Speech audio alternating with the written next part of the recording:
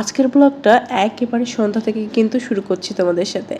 বলেই ছিলাম যে আমার সন্ধ্যার সময় চা কফি কিছু একটা প্রয়োজন হয়ই। তো যাই হোক, আজকে কিন্তু হুট করে অনেক দিন পরে কোল্ড কফি খেতে মন চাইছিল। তো মন চাইলে তো খেতেই হবে। তো হুট করেই কোল্ড কফিটা তৈরি করে নিলাম। আমি যেভাবে তৈরি করি আর কি কোল্ড কফি, খুব সহজেই কফিটাকে ফেটে নিয়ে একটু বরফ দিয়ে কফিটা দিয়ে আর ঠান্ডা দুধ সাথে আইসক্রিম দিলে দেখবে খুব মজা লাগে এভাবে খেতে। একটু চকলেট সিরাপ দিলেও খুব ভালো লাগে, তবে আজকে কিন্তু আমি চকলেট সিরাপটা ইউজ করিনি। আর এটা আমার মিহিরিমাও খেতে খুব পছন্দ করে। মিহিরিমার মামাও, মিহিরিমার বাবাও, সবাই একসাথে খেতে খুব পছন্দ করি। আমরা তিনজনই খুব পছন্দ করি। যাই হোক, আজকে আমরা তিনজনই কোল্ড কফি খেয়েছি।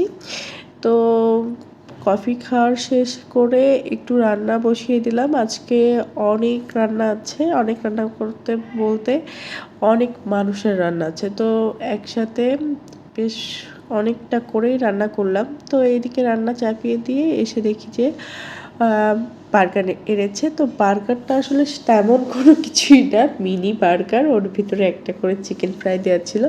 তো ওটাকে একটু সস দিয়ে খেলাম। আর এইদিকে মিহিরিমার বোন, মানে চাচাতো বোনের বার্থডে ছিল, ওর নাম হলো আরোয়া। আরোয়ার বার্থডেতে আর কি মিহিরিমাকে নিয়ে গিয়েছিলাম। ওরা খুব মজা করেছিল, ছোট ছোট পিচ্চি বাচ্চারা ছবি তুলছিল, ভিডিও করছিল আর কেক কাটছিল।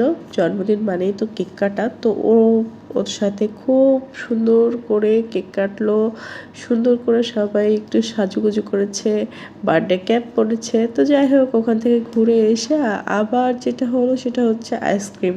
আজকে আসলে খাওয়ার উপরেই আছি। যাই হোক, গরমে এরকম ঠান্ডা ঠান্ডা খাবার খেতে কিন্তু আমার খুব ভালোই লাগে। যদিও এটা একটাও আমার জন্য খাওয়া ঠিক না, তারপরেও খাচ্ছি। তোমরা কে কে এরকম গরমের দিনে আইসক্রিম ঠান্ডা জাতীয় খাবার খাও অবশ্যই জানাবে।